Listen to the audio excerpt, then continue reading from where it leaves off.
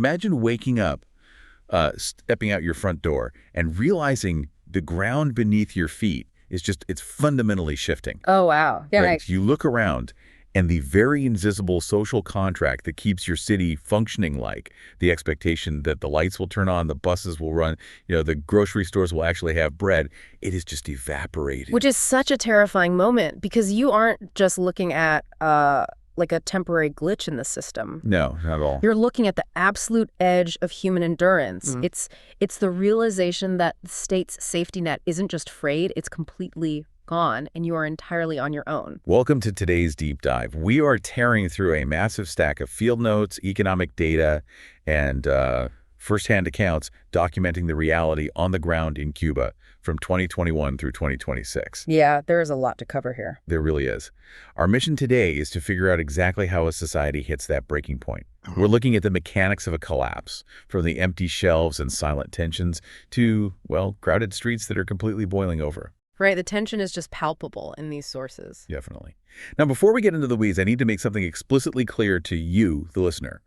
The debate over who or what actually broke Cuba, whether it's the crushing weight of the U.S. embargo or the Cuban government's own internal policies, it is fiercely partisan. Oh, incredibly partisan. Yeah.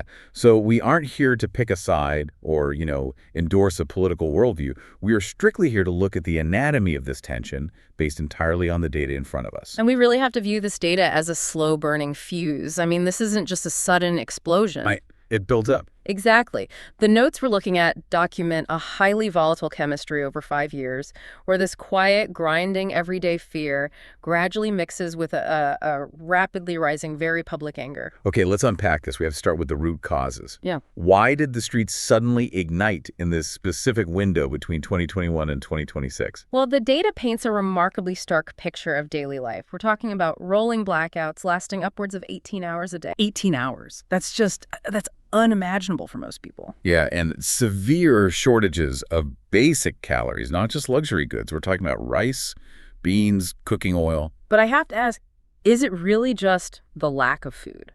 Or is hunger just the final stress test on a system that was, already structurally doomed? What's fascinating here is how the source material highlights a sharp, unfiltered debate over the actual mechanics of that failure.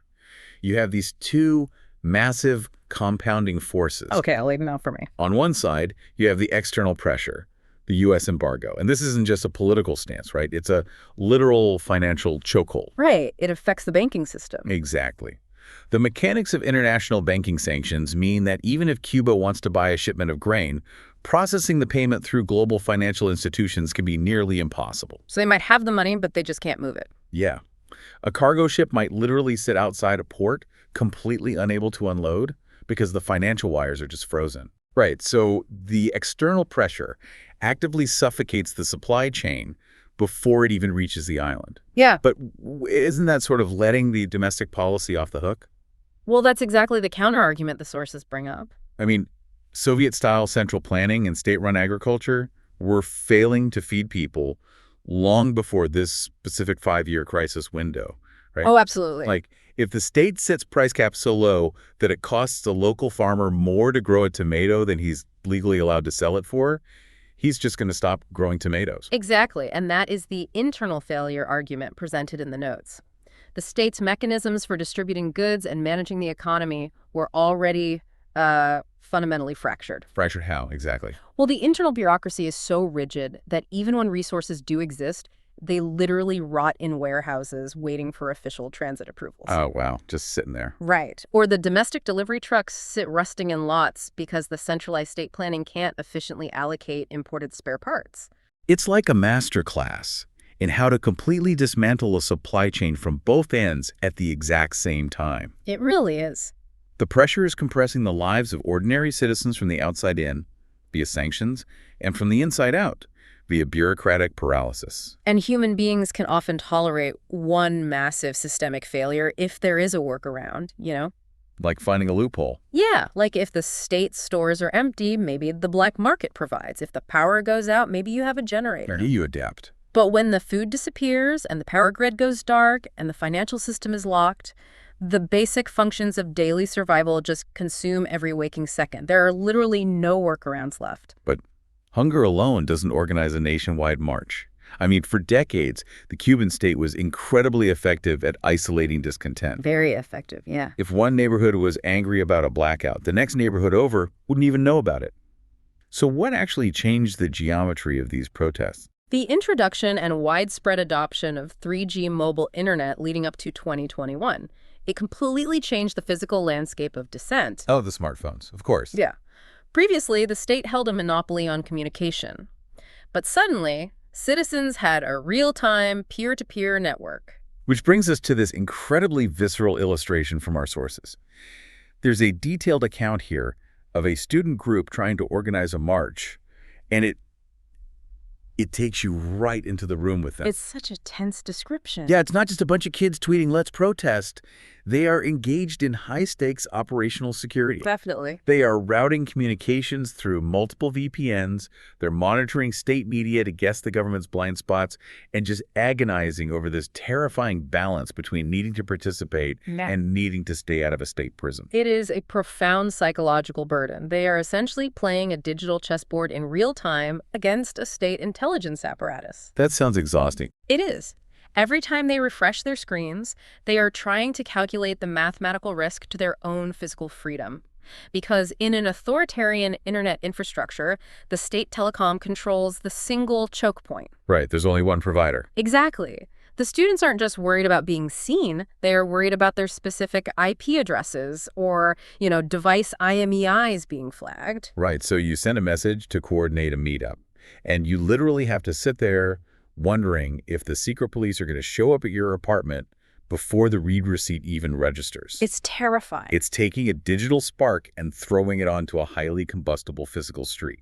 And if we look at the mechanics of this, the internet acts as an unbelievable accelerator. It takes these isolated citizens sitting alone in sweltering, dark apartments, feeling the hunger and the frustration, and allows them to realize they aren't alone. It validates their anger. Yeah, it proves that the entire city is sitting in the dark, equally angry. And action, especially coordinated action, always forces a reaction. As these protests reach a boiling point, the system pushes back. Naturally. When you look at how the government responded, it was incredibly methodical. It's a multi-pronged strategy. First, the physical clampdown mass arrests highly visible police presence. Right, the traditional methods. Yeah. But second, they aggressively throttle the internet to cut the digital oxygen fueling the fires. Right, and it's really important to understand how they do that. They don't just flip a giant off switch for the whole country because the state relies on that same network. Oh, true. They needed to communicate too. Exactly. They do surgical throttling, they restrict access to specific social media platforms, they block the IP addresses of known VPN services, and intentionally degrade the bandwidth in specific geographic areas where protests are flaring up. No, they just choke the feed. Yeah, they make it physically impossible to upload a video of police crackdowns. Here's where it gets really interesting, though, because their third tactic, amidst the arrests and the internet blackouts, is to simultaneously make limited, highly publicized concessions regarding basic civilian needs. Oh, this is such a crucial point in the data. Right. Suddenly, a few neighborhoods get their power turned back on, or a state store magically gets a shipment of cooking oil. It's a fascinating and highly dangerous contradiction in strategy. You bring the hammer down with one hand, and you offer a crumb with the other. But think about the logic of that state strategy. If I'm a citizen on the street, and the government suddenly manages to find a few megawatts of electricity simply because 10,000 angry people are marching toward a Capitol building, doesn't that just prove to me that my pressure is actually working? This raises an important question, and it is a fierce debate framed perfectly in our source data. Are these government reactions strong enough to actually extinguish the protests, or do these half measures just ignite entirely new tensions? I mean, I would think it ignites them. Because you're right, a reluctant concession is essentially an admission of vulnerability. It shatters the illusion of invulnerability. It tells the crowd, hey, we actually do have the resources. We were just choosing not to give them to you until you threatened us. Exactly. From the state's perspective, providing a limited concession is meant to act as a release valve. They are trying to bleed off just enough anger to get people to go home. Just placate them for the night. Right. But the debate in the text asks whether that is a fatal miscalculation. When a population realizes that mass mobilization literally forces the government's hand, the psychological barrier of fear is breached permanently. And meanwhile, the aggressive crackdowns are creating entirely fresh grievances. So now people aren't just protesting because the power grid is down. They're protesting because their brother was arrested for complaining that the power grid was down. It creates an endless feedback loop of tension. It really does. Which brings us to the collateral damage of a society in upheaval. We've talked about the macro level clash, the organizers versus the state telecom and the police. Right. But we have to look at the micro level. What are the mechanics of this for the bystander? The people who aren't holding signs and aren't holding batons. Exactly. The notes paint this haunting picture of families sitting in their homes, peering through the blinds, just watching their neighborhood turn into a battleground. And they are living with an incredibly toxic mix of extreme tension. You really have to put yourself in that living room. It's hard to even imagine. The physical architecture of your safe space has suddenly become the front row to a historical crisis, and the economic reality of that bystander is completely tied to the chaos outside. This is a crucial point. If the state shuts down the internet to stop the protest, what happens to the grandmother who relies on digital remittances from her family in Miami to survive? She is completely cut off. No. The modern Cuban economy, even the informal black market, relies heavily on digital transfers, mobile payment apps, and internet connectivity to arrange the purchase of basic goods. So it's not just social media that goes down. No, everything goes down. When the state throttles the bandwidth to silence a protest, the entire informal economy freezes. You can't coordinate to buy black market chicken. You can't receive the digital currency that allows you to afford medicine. Imagine being in your living room, watching your neighborhood turn into a battleground, not knowing if your family's livelihood will survive the week. You're locked in your house, hoping the grocery store at the corner doesn't get its windows smashed. Yeah. And knowing that even if it survives, the internet blackout means you can't access the money to buy anything anyway. And this explores a deeply philosophical and incredibly stark debate raised by the text. It asks us to weigh two agonizing realities. Okay, what are they? On one hand, do citizens have an inherent right to protest and force societal change? Most observers say yes, obviously, it is a fundamental human drive to demand a functional society. Right. But on the other hand, who actually bears the brutal immediate consequences of the resulting state fallout? Wow. It's the ultimate double-edged sword. You march because you want a better life for your neighborhood, but the state's retaliation makes your neighborhood's current life exponentially harder. The people looking out those living room windows are absorbing the shockwaves. The debate isn't about whether the protests are morally justified. It's about the mechanical reality that the economic disruption, the sudden severing of communication networks, and the fear of arbitrary violence are borne by the entire population. Right, because the state doesn't differentiate between the activist and the bystander when it throttles the grid. Exactly. Which forces us to look at the aftermath. The protests flare up, the state cracks down, the internet flickers back on, and we are left with this uneasy standoff. The sources indicate that the government has learned from this, right? Oh, they've absolutely adapted to the digital age of dissent. They are much better at preemptively throttling connections and identifying organizers. So they have upgraded their containment protocols. They have. But the underlying conditions, the crumbling thermoelectric plants, the lack of crude oil, the paralyzed agricultural sector, none of that has been resolved. The symptoms have just been forcefully suppressed. So what does this all mean? To me, it feels like trying to cure a fever by breaking the thermometer. That's a great way to put it. Right? Sure, you stop the alarms from ringing, and maybe you convince yourself the room is quiet, but the patient is still burning up. You're just sweeping broken glass under the rug. You can't see it anymore, but it's going to cut whoever walks over it next. If we connect this to the bigger picture, it addresses the final, intense debate from our sources today. Can these modern strategies of information control actually maintain long-term stability for a regime? Or are they merely delaying an inevitable and much more massive crisis? Because throttling an IP address doesn't put a single calorie of food on a plate.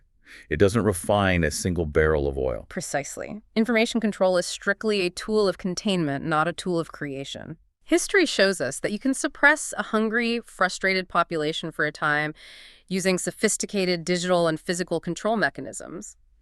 but the text questions the mathematical sustainability of this model. Because the pressure has to go somewhere. Yeah, the fractures in the society aren't healing. The tension is just vibrating at a frequency the state is trying desperately to mute, while the external pressures from the embargo continue to squeeze the economy dry.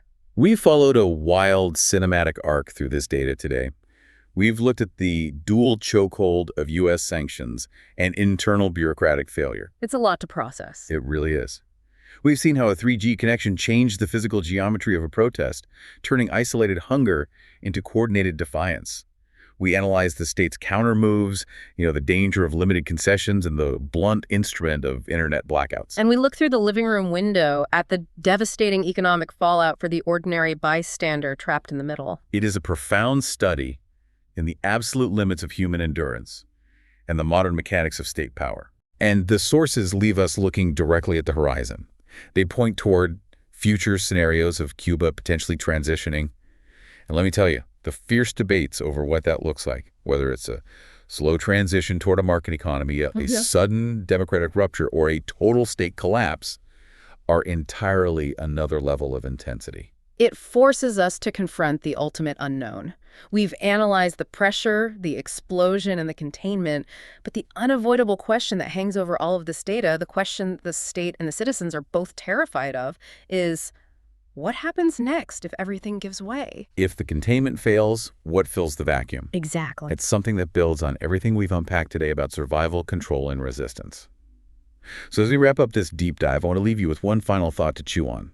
We've seen the battle lines drawn between the digital world and physical reality. Yeah. If an authoritarian government perfects the art of digital information control, but a starving population perfects the art of decentralized resistance, who actually holds the real power when the physical power grid goes dark for good?